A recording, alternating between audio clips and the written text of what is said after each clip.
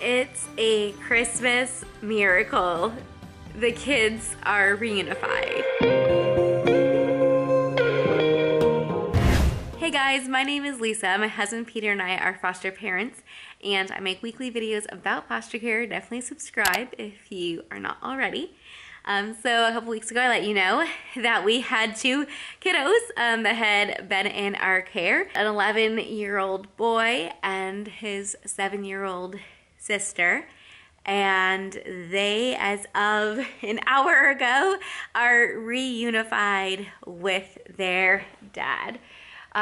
It is currently the 21st of December, and so we're just a couple of days away. Tomorrow is DCS's last day to work before Christmas, and so the fact that it has happened, I'm still just processing through today. I thought that reunification was going to be happening soon. I didn't know 100%, and I was pretty confident they were going to be with us for Christmas. So it already had like all their Christmas gifts and everything ready. But yeah, I realized I haven't really told you much about the kids and just, you know, just our experience with them. And that's what this channel is. That's what this channel is about. I share with you the highs and the lows, and this is definitely a very high moment. And I kind of don't even want to tell you about the bad. I just kind of just want to leave it at they're reunified. But part of the reason for this channel is to share the whole journey. They were our 29th and 30th kid that we've had in our care since becoming foster parents 3 years ago. Our first case was 3 kids, and they were with us for 2 years. And then we did a lot of respite, which is watching other foster parents' kiddos when they are out of town or need a break. And we did that for a while and had like 20-something kids that way. And then since September have taken some longer placements, and it has just been an absolute whirlwind since September. I'm still recovering. That's only been like, what, September, October, November, December, like 4 months. These past 4 months have been nuts. So these kids came to us a month and a half ago. At first, kind of noticed that they were just really hyper, needed a lot of attention. At first, when they came to us, you know, we were obviously expecting some behaviors. You know, I feel like going through this, though, I felt like a first-time foster parent, just totally not prepared for everything that we faced with them.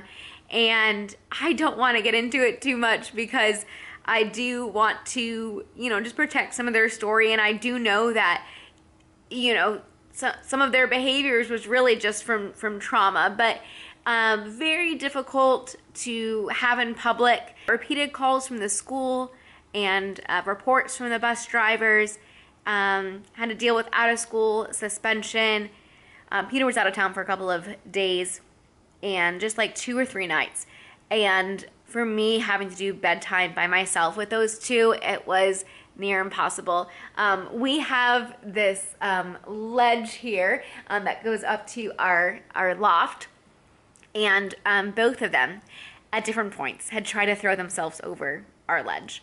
And so I just was like, this is not, I can't keep them safe. And it was very, very challenging. And I was trying to think about it. I'm like, what's the way to describe it without like going too much into, you know, just the details of their personal life? And the best way I could think of to describe it was sometimes they were like this. They were like the Despicable Me minions from, I think it was like the 2nd or 3rd one, when they turn all purple and they just destroy everything in their path. And I don't mean that to sound mean, and it's a little bit of an exaggeration, but it's a pretty accurate description if I was just to be like, this is what it was like. Now, I will say that like the girl was a little bit easier because she was younger and she would sometimes listen, but she would just get egged on by her brother. And, you know, we are very, very passionate about keeping sibling groups together. I think it's so important But in this case, it was exactly 1 week ago that Peter and I did let DCS know that we were giving our 3 weeks for the brother to be able to find a different home for him. And I could not even tell you that. I mean, maybe I shouldn't be. Because they're home now with their dad. And I'm so happy. And we thought that that should happen. We knew that should be happening. We were wondering why it wasn't happening. There was supposed to be a court hearing coming up in early January. And so that's when we had given our notice for after then. Because if he was not, if they were not reunified with their parent at that time, we just could not handle his behaviors any longer. So it was going to be after the holidays. I do know also that holidays, you know, they add a whole other layer of stress for kids. And on top of that, you have trauma. And so I wasn't surprised by the behaviors. It was just hard to manage. So now that they are reunified, which I'm so thankful for, I'm already thinking, oh my goodness, like this weekend, I had nothing planned this weekend. Absolutely nothing. I could not plan one day ahead of the other because there were so many unknowns thrown at us all the time. And so I've just been in survival mode. I'm literally like clutching my arm, my other arm right now, like as I'm telling you this, and kind of giving myself a tight squeeze because it's just been a little bit crazy around here. But I'm so thankful that this weekend we can make some memories with our 17-year-old.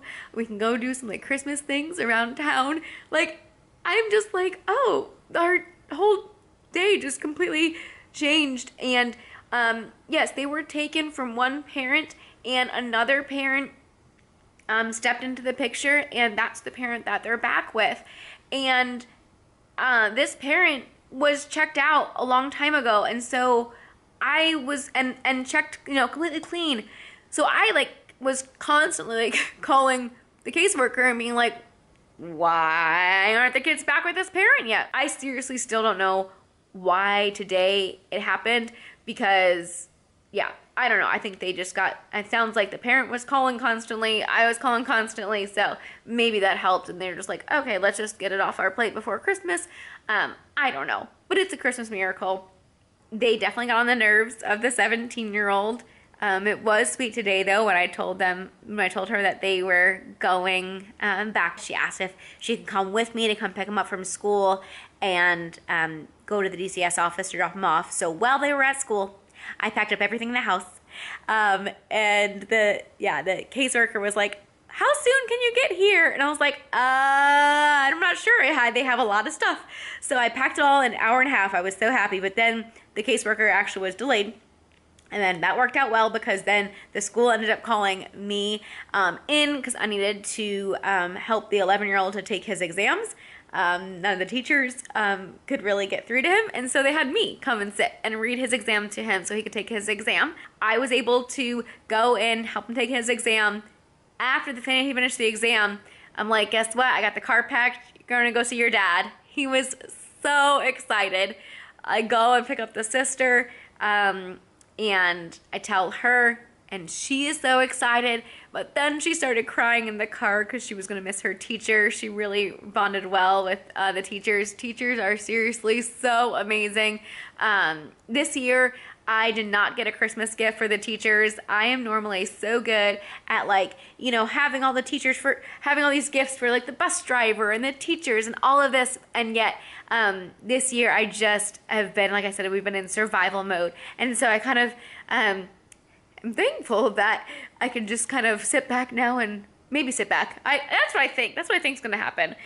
We will see. But just, you know, our whole Christmas time just completely changed in a moment. But the 17-year-old, she gave them a hug, and she said she was going to miss them, and they gave her a hug, and they were the best they've ever been in the car on the way here. Just, I think, so settled, knowing that they could finally, you know, go back with their parent. And I tell you what, car rides were so difficult. When I was driving one time, I had carrots come hit me in the face. Yeah, just a lot. There's more, but I don't want to discourage you from becoming a foster parent because foster parents are so needed. What this did show me is that I need more training. There are different levels of foster parenting, and they needed a therapeutic home. We are not a therapeutic home, but I kind of do want to maybe study and become a therapeutic home so that way we can kind of manage some of these behaviors, because it was a lot.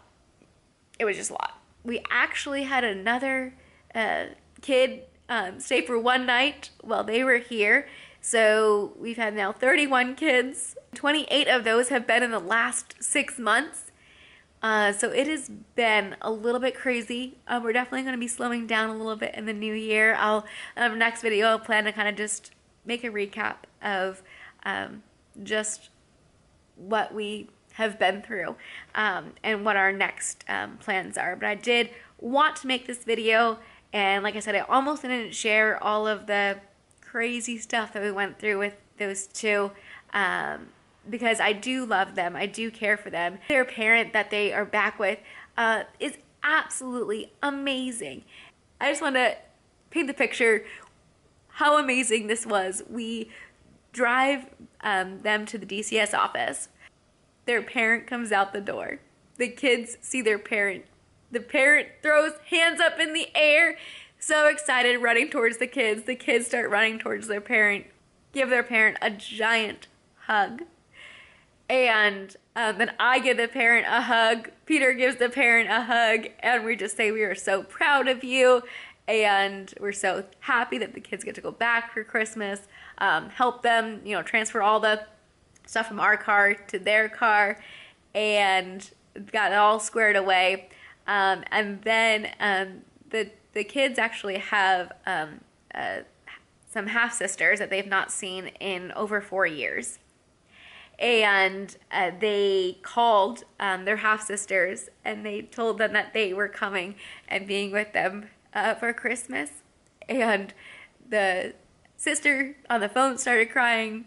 The kids started crying. The parents started crying, and it was just such a beautiful moment.